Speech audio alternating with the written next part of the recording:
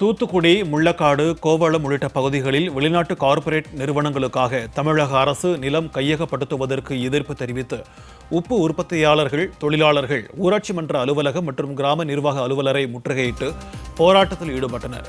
1000 ஏக்கரில் நடைபெற்று வரும் உப்பு உற்பத்தி பணிகளில் 10,000க்கும் மேற்பட்ட தொழிலாளர்கள் ஈடுபட்டுள்ளனர்.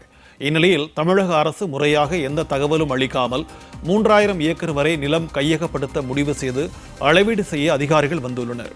இதனை கண்டித்து முள்ளக்காடு ஊராட்சி மன்ற அலுவலகம் மற்றும் கிராம நிர்வாக அலுவலரை முற்றுகையிட்டு போராட்டத்தில் ஈடுபட்டனர். யாருக்கும் தெரியாமல், பொதுமக்களிடம் கருத்து கேட்காமல், அதேபோன்று உப்பு உற்பத்தியாளரிடம் எந்த கருத்தும் கேட்காமல் திடீரென பல அதிகாரிகளை அழைத்து வந்து அங்கே உப்பு உற்பத்தி செய்யக்கூடிய நிலங்களை சர்வே செய்கிறோம் என்ற பெயரில் நேற்றைய தினம் நடந்திருக்கிறது. அதை முறையாக தகவல் தெரிவிக்க வேண்டும்.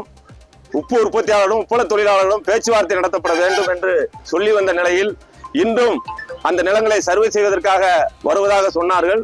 உப்பு உற்பத்தியாளர்கள், உப்பள தொழிலாளர்கள் நூற்றுக்கணக்கானோர் குவிந்த பின்பு தமிழக அரசாங்கம், மாவட்ட அலுவலர் இது குறித்து எந்த தகவலும் இல்லை என்று திரும்ப இன்றைக்கு மறுப்பு செய்தியை சொல்கிறார்கள்.